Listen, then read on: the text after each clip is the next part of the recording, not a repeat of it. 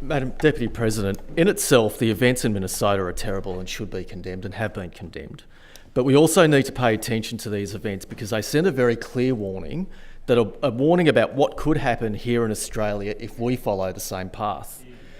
Madam Deputy President, I've previously spoken in this place about the importance of protecting our modern Australian values of mateship, inclusivity and cooperation. I've spoken about our welcoming multicultural suburbs and towns being the miracle of modern Australia.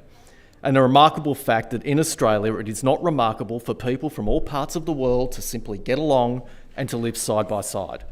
But this miracle can't be taken for granted because it is constantly being challenged, and right now our modern Australian values are under attack from a resurgent nationalist movement, a movement that is led by people who barely disguise their racist motivations, who have the temerity to cloak themselves in our flag while spewing their ideology of racism and hatred.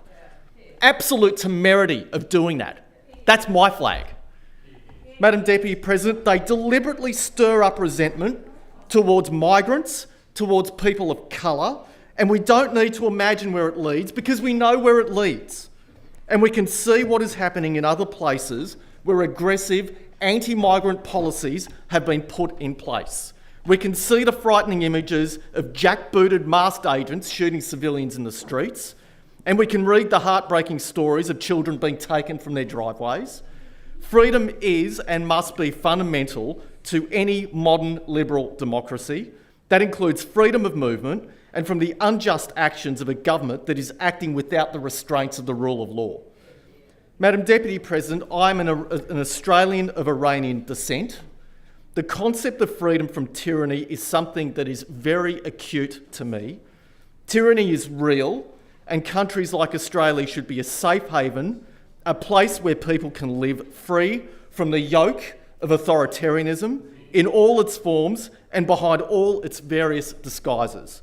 And that is why nationalist demagogues who preach racial division and hate, who talk of founding stock and of white people being replaced, who call for migrants to be sent back, should have no place in a society that values freedom like ours does.